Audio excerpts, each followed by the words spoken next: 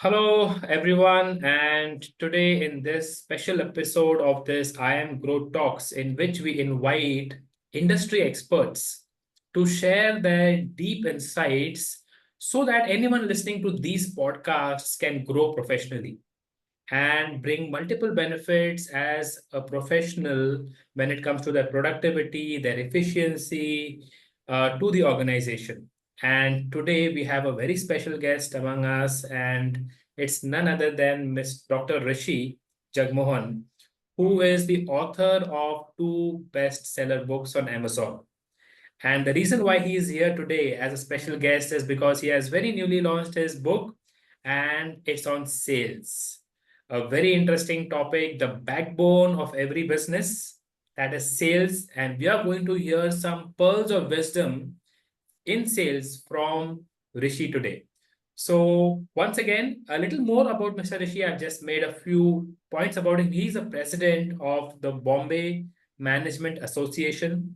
He is the global head and L&D at a leading pharma MNC and author, I already mentioned. A true transformer in chief, he blends neuroscience, storytelling, and strategy to redefine sales and leadership across industries.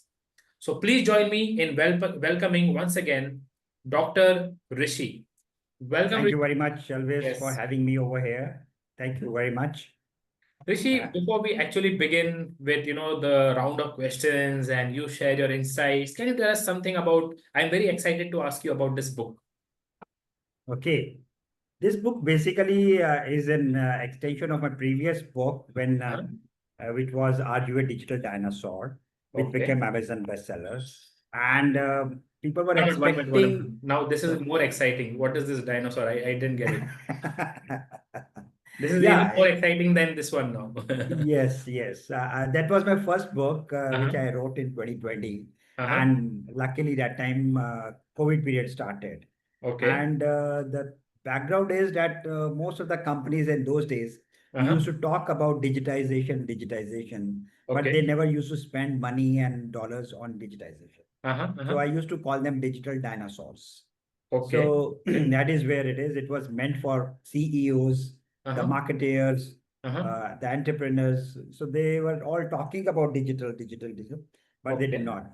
So Okay. luckily, COVID came Uh-huh. and it became the chief uh, technology officer, and it made them start transforming themselves. So that is where that book was in huge demand. Uh-huh. And like this book, that book also, I am donating all the profits to a foundation which supports the widows of Indian Army. I Oh, come wow. from armed forces family background, so Okay. that's the reason it is Okay. there. Okay. Coming to this book, since I have started my career as a salesperson, Uh-huh. and of course transformed to a coach, sales coach, leadership Mm-hmm. coach. Mm-hmm. And this book particularly it talks about my real experiences, real Okay. deals, how I close real deals, and the real stories accordingly. Uh-huh. Uh-huh. And since I'm a coach, there was a request from my peers that why Okay. don't you accumulate your coaching scripts Uh-huh. in one particular book. So I didn't want to write a very large and voluminous book. So Uh-huh. this is a 1 hour read basically. If Okay. you are Okay. traveling for 1 hour, you can finish it also. Oh, So wow. this book basically is a compilation of multiple scenarios or Uh-huh. stories where a Okay. coach is coaching a Okay. salesperson, where a coach is coaching a marketing person, where a Uh-huh. coach is coaching a CEO. So different scenarios are there, and where the person particularly says, sales guy says that I am very good at building relationship, but I Right. can't close deals. Uh-huh. Uh-huh. Somebody says I am considered to be a pushy salesperson. So Uh-huh. how to coach that person? So Right. that is where the I have brought the facets of International Coaching Federation for which I Uh-huh. am certified for. Uh-huh. And I've used those terminologies and the methodologies and convert it into these stories. Wow. So I think this will be a great read for any business owner, professionals from sales. It will really help them. That is what I can foresee. Even I have ordered Absolutely. this book, but I don't know what happened. It got cancelled and it went back. So I will, I guess, reorder it. So yes. So if I'm not wrong from what you shared, the first book is all about digital transformation. the role of digitization, right, in business? Absolutely. It talks Okay. about the various facets of digital transformation Uh-huh. and especially focusing on marketing and business processes, how Okay. digital transformation takes place. So there Uh-huh. are four quadrants of it. So I'm not Okay. getting into details. Are you a digital maestro or Mm-hmm. are you a digital dinosaur? On Okay. one hand, it is dinosaur, other hand is a maestro. So there Okay. are scales given in it, and you can, find out yourself. Where do you stand in that Right. aspect Right. accordingly? Just the other day, I guess, just yesterday, I think, I was reading an article in India Today, and it lists the top 10 companies of India, in Hmm. which even five companies are from public sector units, which was never before. Like public sector were Absolutely. always Yeah. thought of loss making. But they too are now in the top 10 list of the best performing companies in India, Reliance being the number one, of course. So there they are mentioning that they are using technology left, right, and center. And technology has helped them double their revenue, which was around 30 lakh CR to 60 lakh CR in just a matter of 3 years, which would take decades earlier. It just took 3 years with the power of technology. I agree. In fact, I have last year only I conducted a orientation session for one of the PSUs, oil Uh-huh. PSUs, Uh-huh. and I was surprised the kind of investments they are doing in digital transformation. Absolutely. Absolutely. Without getting into details, I must say they are investing huge in technology, digitization, and Right. of late AI. AI, yes. AI is the AI. in thing nowadays, and in AI they are investing a lot, and that is how customer satisfaction, customer experience, that is something coming into play. So you see Right. PSU banks, oil Especially banks, sector. especially the Oh, banking they, they, sector. they are transforming themselves. That Yeah. is just very, very, very good. In fact, since you mentioned about it, PSUs are Mhm. investing a lot in their people and technology. Right. Right. They are hiring a lot of sales coaches nowadays. Okay. Okay, on Okay. one hand. On other hand, Uh-huh. they are transforming their technology so that their people are adept on it. Right. Right. I think even a mind shift needs to happen among another article. What was saying that this adaptation of technology by the professionals who are in cross 35 and 40 are not very open to embracing AI, embracing technology. So I guess even that area needs to be focused. I agree, definitely. You have reminded me of my other giving back to community program. Uh-huh. It is called as 50 is New Youth. Okay, 50 With is new. the 50 is new Wow. youth. I know you are very young. Uh-huh. You looks Uh-huh. to be in teens only. So Uh-huh. there are people who Okay. cross 50, but they Uh-huh. don't adapt. So I Uh-huh. have started a free program for the corporates where I conduct a free session on AI, Office 365, and Okay. digital transformation. Wow. So, and of course, any corporate collect 10 people. I'll do a free of cost program for you for 10 people and more Great, accordingly. great. Definitely, Rishi, your details, guys, anyone who's listening to this podcast, we are still to go ahead with the podcast, but just to tell you that the details of Mr. Rishi, if in case you want to, take his services, if you want to get in touch with him, his details will be there in the description of this video. Thank you. So let's proceed, Rishi. The first question that I have for you is from your book, Real Deals, Real Stories. Is this also your book? Sorry, can you Real repeat? Deals, Real Stories. Mm-hmm. So this is the name of the second book, right? Yes, this is the name of second Yeah. book. Yeah. So what's the most surprising sales lesson that even experienced professionals often overlook that you have mentioned in this book? Yeah. Normally, what happens is that I have almost umpteen number of experience in corporate, and Uh-huh. I've seen that most of the strategies are made in boardroom. You Uh-huh. know, there's a number one lesson I want to give from the book. But the real strategies is not in boardroom and office AC offices. Uh-huh. It is in the real ground, that is in the field. Right. So you Right. have to go to customer and see Uh-huh. how or he or she is doing the business, Okay. and get in the customer's mind before you meet them. And Mm-hmm. then If you do not go there, then the deals are lost because of the Right. product weakness, because of the experience weakness, because customers don't connect with you.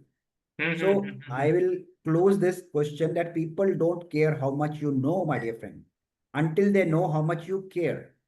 Right. Right. So you have to show care for your customers, Hmm. that this is the problem I'm trying to solve for you. Okay. Okay. Great. Yeah, I guess that would be, the divide also between the sales manager and his subordinates. Because maybe he's operating only from, the AC room and not knowing what's the actual challenges even his team is facing, while, Absolutely. who go to the floor and who go in the market. Great. Second question, Rishi, is you worked across pharma, MNCs, and education. What universal sales principle applies equally to a corporate giant and a small startup? Okay, very interesting question. Mhm. I must say that, whether you are a global giant Uh-huh. or whether you are a two-man startup, Mm-hmm. remember this thing that people don't buy products. Mm-hmm. People buy services, people buy progress in their own life, Right. how they are progressing and how their organization is progressing. Okay. Show them how you will remove friction, Uh-huh. Uh-huh. that barriers, and the size of your company becomes secondary, my dear. Mm-hmm. Mm-hmm. Even a small startup can win $1 billion, deal if you Okay. clearly show them that how your product, your services can remove friction, whether it is internal or external. And that is what where I always give a quote that customers don't buy products, they Mm-hmm. buy a better version of themselves. Right. Right. Wow, that's nice. They buy a better version of themselves. That is what we Absolutely. need, as a sales professional, we need to show them, right? Absolutely. That this product can make you a better you. Absolutely. Fantastic, fantastic. Let's move on. The third question to you, Rishi, is in India, many professionals shy away from selling Hmm. because it feels pushy. They think, oh, they're embarrassed to sell. So, how can one reframe sales as service rather than pressure? Yeah, this is a very, very important question, and Uh-huh. especially since I take some sessions in B schools also. Uh-huh. Uh-huh. I tell you that most of the MBA students, they shirk away from taking sales jobs. But Okay. let me give a message through this forum Mm-hmm. that if you have not worked in sales, Mm-hmm. whichever department you are in, R&D, you are in marketing, you are in say, you are in finance, you Mm-hmm. are in legal. But if your department has a sales department, Mm-hmm. you should definitely work 3 months, 4 months, 6 months, 1 year in that department.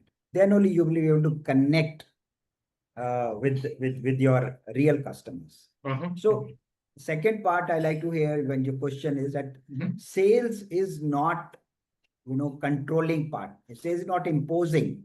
Mm-hmm. That is helping people make better decision of themselves.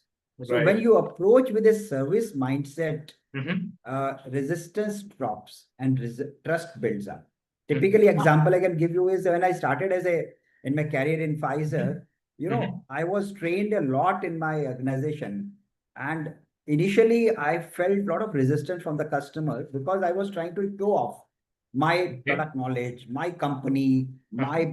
my strength. Uh-huh. But then after few months, I realized that this is not the way. So I started going to the customers with a servile mindset that, Okay. okay, tell me how I can solve your patient's problem through my product and through my service. That Okay. is the time the customer started accepting me. I became all India number one salesperson accordingly. Wow. So selling is not something you do to someone. It is something you do for someone. Great, great, fantastic.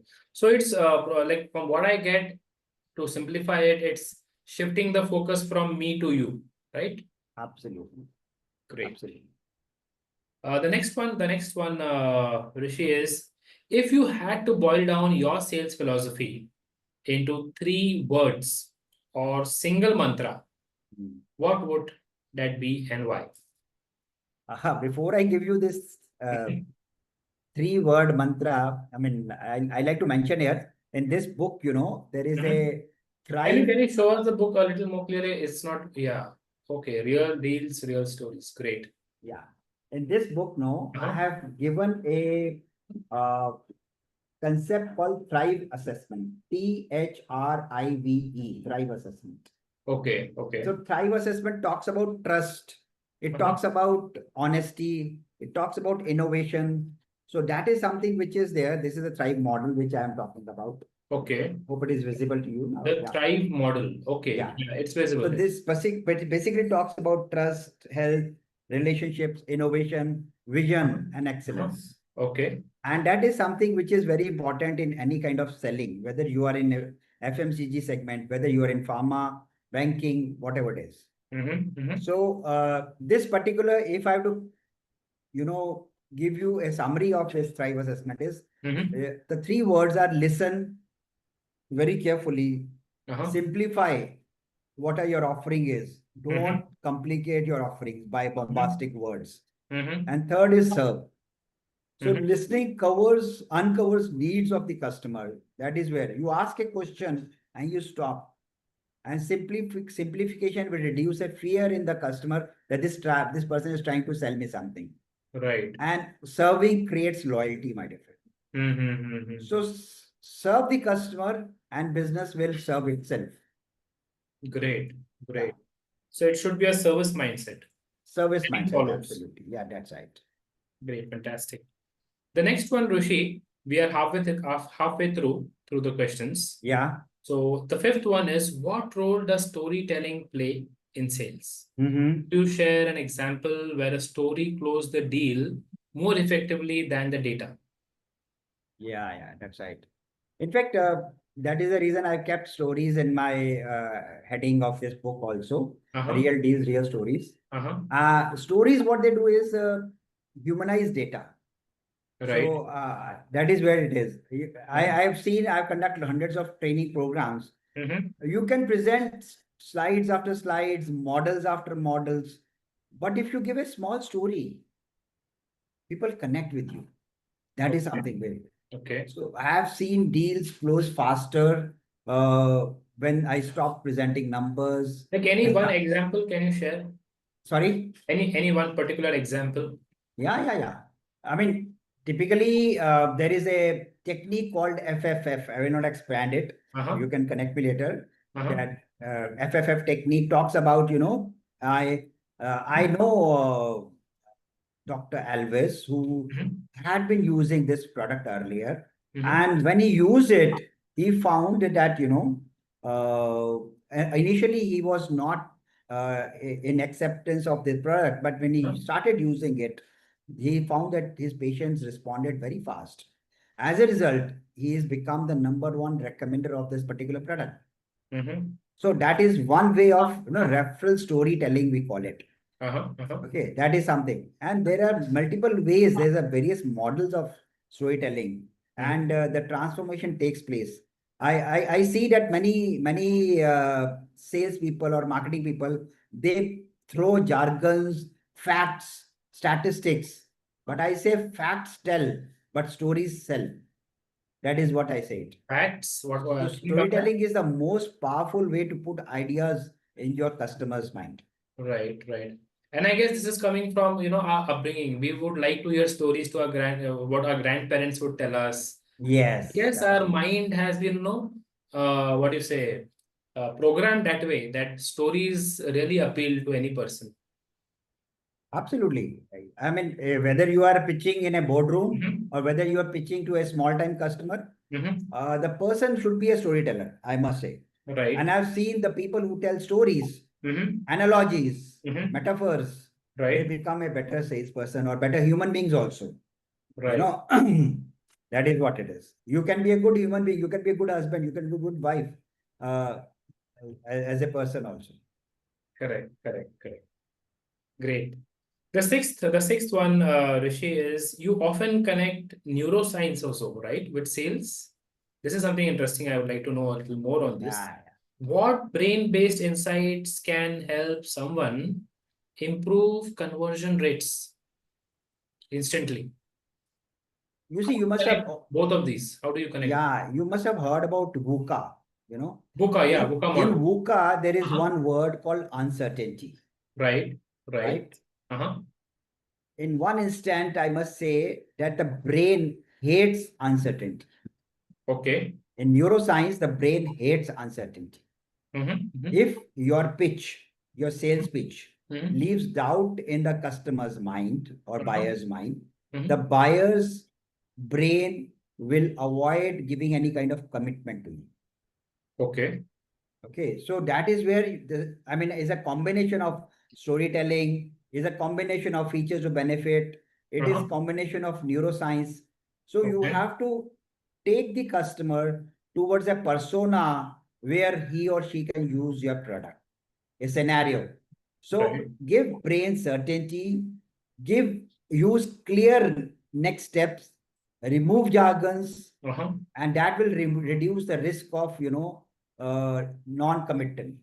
Right. So safety world, it triggers faster decisions than the benefits, my dear friend. Okay. Okay. That is where I'm saying that Uh-huh. neuroscience basically, I mean, this is a very big subject, Mm-hmm. but I'm just trying to answer in a short format that when you are giving a certainty and safety, Mm-hmm. uh, so that is a time when you can see the decision is made. So Right. human brain is wired for survival, Mhm. not persuasion. So Okay. problem what happens is the bigger organizations or the startups, they love their baby. And what they do is they keep on pushing. Mm-hmm. Whereas they don't work towards removing any kind of barriers. Mm-hmm. Mm-hmm. And that is where the challenge happens. And that is where the people fail in that. Right. Right. So, what you're to make it more simple, like even for the audience, what Rishi is trying to say is that clarity leads to action. Like, Absolutely. if I give them very clear use cases, I give them how this product will benefit them, uh, they are able to make a decision to buy it, or maybe even not to buy it. But there is Yeah. clarity. If I'm showing a ROI Uh-huh. of investment in this particular technology or software or the process, Mm-hmm. how my and for example, these days I'm not promoting this product. I'm not Mm-hmm. saying it. There is a weight Mm-hmm. loss drug which has come up. Right. Okay, so people are just running around it Mm-hmm. because what is it doing? It is giving a better version of them, Mm-hmm. you know, and that is what it is promoting. The company has directly started promoting to customers, Right. and the people who have been fighting out in gyms and walks and Uh-huh. whatnot Uh-huh. and diets. I mean, they're trying to get losing weight. Of course, it should not be taken on their own. It should be Uh-huh. taken under strict guidance of a doctor. But Mm-hmm. then people are getting results. So there is a ROI of it, and they're looking a better version of themselves. They're fitting into the genes of their college times. Really, really, yeah. So audience, whoever is listening to this, you are interested in sales, you are a sales professional, or you want to get into sales. What we are discussing here is that, and this is what even my coach always tells me, and I have learned this, and it has cemented and will be with me forever. Is people do not buy process, people buy results. Absolutely. So never sell process, sell the result. What is the result? The end user will get, whether it's a product, whether it's a service, whatever.